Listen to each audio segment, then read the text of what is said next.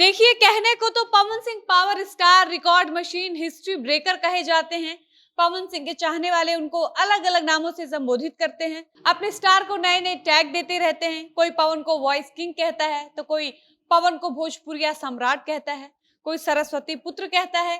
इसलिए पवन ने खुद भी ये मान लिया है कि पवन सिंह पावर स्टार है। इसलिए पवन सिंह का जब भी कोई नया गाना आने वाला होता है, तो उस गाने के पोस्टर में सिंगर के नाम में बड़े बड़े अक्षरों में लिखा रहता है पावर स्टार पवन सिंह।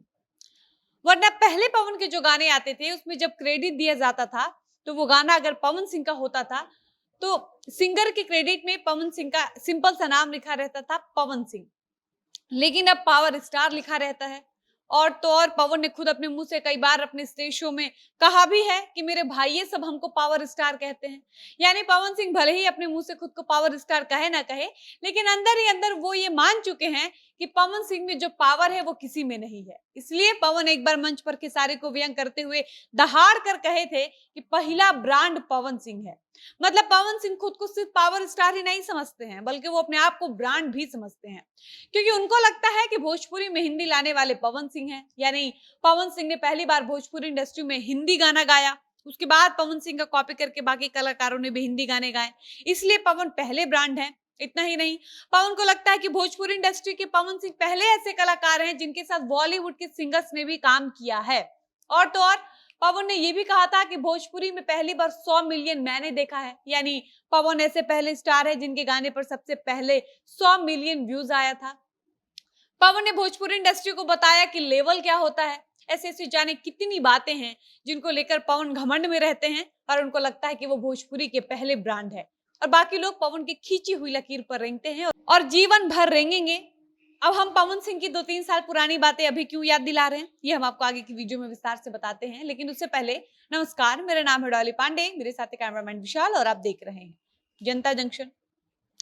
देखिए, पवन सिंह ने ये सारी बातें जब कही थी, तब पवन खेसारी में विवाद चलता था। दोनों एक दूसरे को फूटी आंख नहीं देखना पसंद करते थे।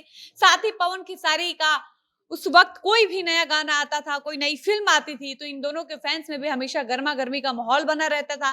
पवन के फैंस को लगता था कि पवन सिंह बेस्ट है, खेसारी के फैंस को लगता था कि उनकी स्टार ट्रेंडिंग स्टार है। मतलब आज से 2-3 साल पहले तक भोजपुरी में जितना काम नहीं होता था, उससे ज्यादा पवन खेसारी के बीच विवाद होता था। और ये विवाद 2-3 साल तक लंबा चलता आया, जो कि 1 महीने पहले, लगभग 1 महीने पहले खत्म हुआ है।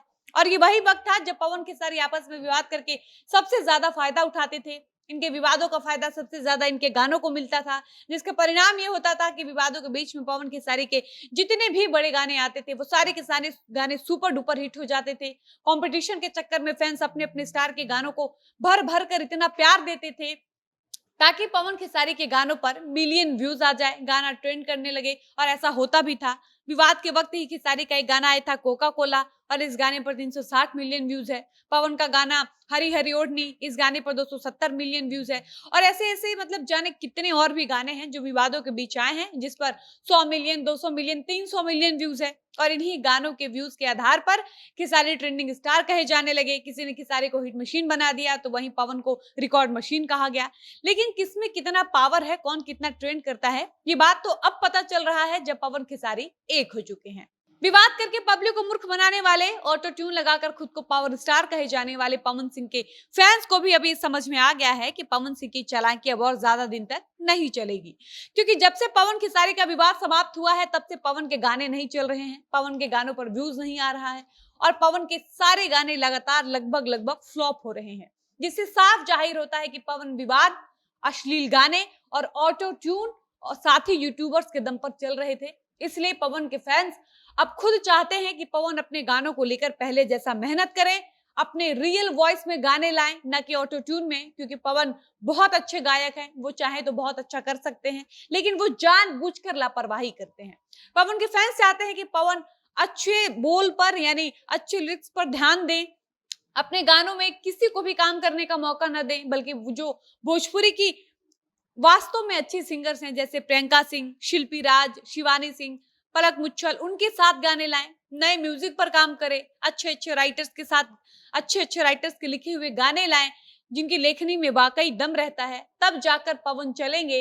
वरना पवन ऐसे ही काम करते रहें तो धीरे धीरे करके लोग पवन को सुनना बंद कर देंगे, और पवन भी अब बाकी कलाकारों की खींची हुई लकीर पर रेंगने पर मजबूर हो जाएंगे, क्योंकि पवन के गानों में अब पहले जैसा दम नहीं रहा, पहले जैसी बात नहीं रही। पवन के गानों में अब पहली वाली क्वालिटी नहीं रह गई है।